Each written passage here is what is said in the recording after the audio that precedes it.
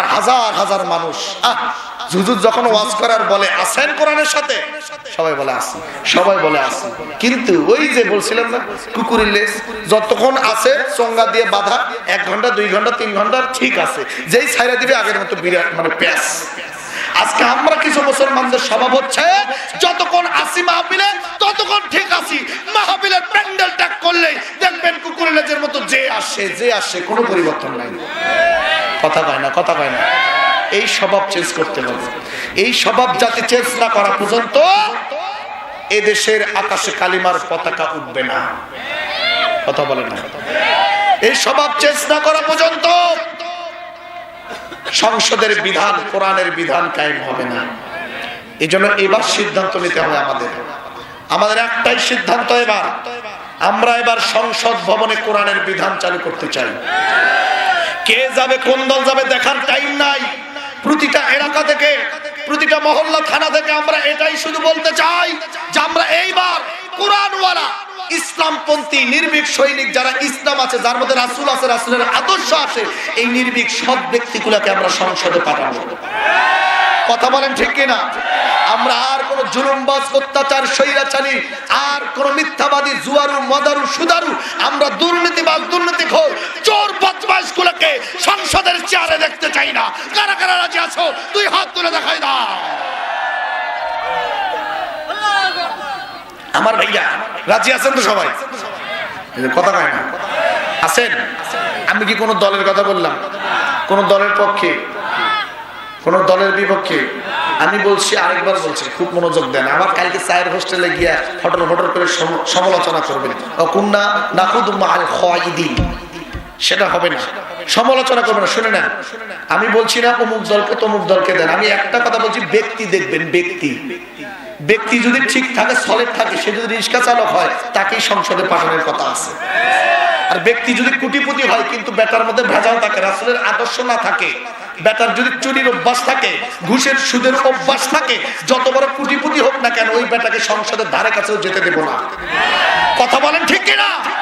এই সিদ্ধান্ত যদি প্রত্যেকটা মুসলমান মানুষ নিতে পারে, আল্লাহর কসম করে বলি, এবারের বিধান হবে আল কোরআনের বিধান। এবারের সংসদ হবে কোরআনের সংসদ। এবারের দেশ হবে বাংলাদেশের পতাকা ইসলামের পতাকার দেশ। কথা বলেন ঠিক কিনা? কোন নাস্তিক, মুর্দা, বাটপাল, চোর, বদমাইশ গুলা বাংলার জমিনে কিয়ামত পর্যন্ত মাথা চারা দিতে পারবে না। কথা বলেন ঠিক কিনা? আমরা এবার সিদ্ধান্ত নিয়েছি, আমরা বিগত 53টা বছর, বিগত 16-17 বছর ধরে আমরা যেভাবে ভারতের গোলাম হয়েছিলাম, আমাদেরকে জোর করে ভারতের গোলাম বানিয়ে রাখা হয়েছিল। কথা বলেন না কেন? আমরা চাই না, বুঝি না, চাই না, তারপর আমাদেরকে গোলামি করা লাগছে ভারতের। আমরা আর গোলামি করতে চাই না। কথা বলেন না কেন? আমরা নিজের পায়ে দাঁড়াতে চাই না। কেন আমরা ভারতের গোলামি করব? কেন আমরা ভারতের বিষয় কথা বলবো? কেন আমরা ভারতের পক্ষে থাকবো? আমাদের রিজিকের মালিক কি ভারত নাকি? কথা বলেন না কেন? আমাদের রিজিকের মালিক কে? বাংলাদেশে কিছু ব্যক্তি আছে এখনো ভারতের পক্ষে, দেখবেন কথা বলে। কেন? তারা পেঁয়াজ বন্ধ করবে, আলু বন্ধ করবে, পটল বন্ধ করবে। কথা বলে না? আরে মুনাফিক, তোমরা তো এটাই চিন্তা করে পারলা না যে তোমরা ভারত বন্ধ করে দিবে, এই জন্য চিন্তায় করে ভারতের পক্ষে সাপাই গাইতেছো। অথচ রিজিকের মালিক ভারত না, রিজিকের মালিক কোন মালাউন না, রিজিকের মালিক হচ্ছেন আমার আল্লাহ। কথা বলেন ঠিক না? রিজিকের মালিক কে? আমরা আল্লাহর উপর বিশ্বাসী। আমরা সেই আল্লাহর উপর বিশ্বাসী যে আল্লাহ তার বান্দাকে জান্নাত থেকে খানা খাওয়াইছে। কথা কয় না? আমরা সেই আল্লাহর উপর বিশ্বাসী যে আল্লাহ মাত্র 313 জনকে দিয়া 1000-এর উপরে কাফেরদের সঙ্গে যুদ্ধ জিহাদ করে বিজয়ের পতাকা দিয়েছিল। প্রয়োজন হলে আবার হবে, সারা বিশ্বের মুসলমান ঐক্যবদ্ধ হব। আর তোমরা যত বিধর্মী, কাফের, দুশমন, ইসলামের বিরোধীরা যারা আছো, তোমরা এক হয়ে যাও, প্রকাশ্যে যুদ্ধ জিহাদ করবো আল্লাহর কসম। আবার আল্লাহর শক্তির পাওয়ারে আমরা তোমাদের উপর বিজয়ের চ্যালেঞ্জ ঘোষণা করলাম। কথা বলেন ঠিক কিনা? মুনাফিকদের মতো পিছনের দিক দিয়ে তারা ষড়যন্ত্র করতেছে, মুনাফিকগুলোর মতো, মেয়েদের মতো। আমি ভারতদেরকে বলছি, মহিলা মানুষের মতো, মেয়েদের মতো, ইসরাদের মতো পিছনের দিকে ষড়যন্ত্র না করে আসো, প্রকাশ্যে সামনাসামনি খেলা হবে। কি কথা বল না? ভয় করেন নাকি? আমাদের ভয় কিসের আছে? আমাদের তো আছে ইতিহাস যে আমরা অল্প মানুষ দিয়ে বেশি মানুষের সাথে খেলেও জিতছি। ঠিক কিনা? আমাদের ভয় নাই, কিন্তু আমরা সামনাসামনি খেলতে চাই। আব্দুল্লাহ বিন উবাইদের মতো পিছন দিক থেকে মারবা, এটাতে তোমাদেরকে বীর পুরুষ প্রমাণ হবে না, তোমরা কাপুরুষের দল, বেঈমান। কথা বলে না, কথা বলে না। ওরা আমাদেরকে বলে আমরা নাকি উগ্রবাদী, বাংলাদেশের মুসলমান নাকি উগ্রবাদী, সন্ত্রাসী, জঙ্গি। আমাদেরকে বলে লজ্জা থাকা উচিত।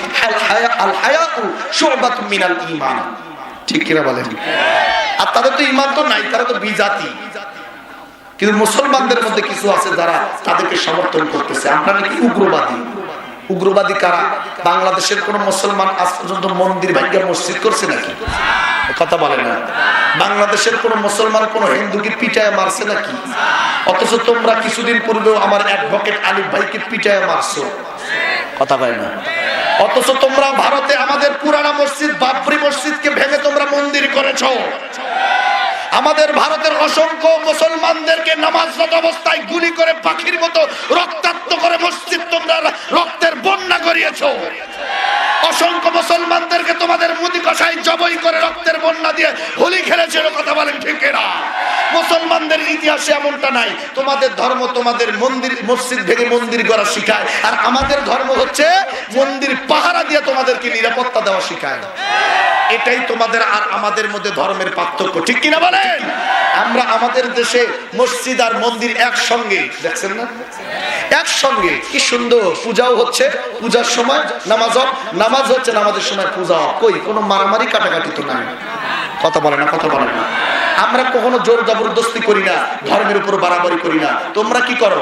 আমার ভারতের মুসলমানদেরকে গোশত খাওয়ার অপরাধে তোমরা হত্যা করেছো। আমাদের ভারতের মুয়াজ্জিন আজান দিয়েছে দেখে তোমরা গ্রেফতার করে মসজিদে রেখেছো। সারা বিশ্বের কাছে এটাই বলতে চাই, আমরা মুসলমান উগ্রবাদী নই, আমরা সন্ত্রাসী নই, জঙ্গি নই, বরঞ্চ বিশ্বের মানচিত্রে প্রমাণ করেছো তোমরাই সবথেকে বড় উগ্রবাদী, সন্ত্রাসী, সবথেকে নিম্নমানের তোমরাই এই জাতির কাছে পরিষ্কার, কথা বলেন ঠিক কিনা? আর একটু জোরে বলেন কথা, ঠিক কিনা? আমার ভাইরা, আমার বন্ধুগণ, উঠবেই তো। 2-4 জন মানুষ উঠলে কি তাতে আমি তো বলছি উঠবে না? সবার কাছে তো আর সব আওয়াজ ভালো লাগবে না, কথা বলেন না কেন? যারা মুনাফিক বসে আছে এখানে, আমি আগেই বলেছি কেউ মুনাফিকরা এখানে থাকবে না, উঠে দৌড় মারবে, কথা বলেন না কেন? ওদেরকে খালি হালকা জিকিরের ওয়াজ করো, তাহলে আছে, তাহলে আছে। কিন্তু কথা যখন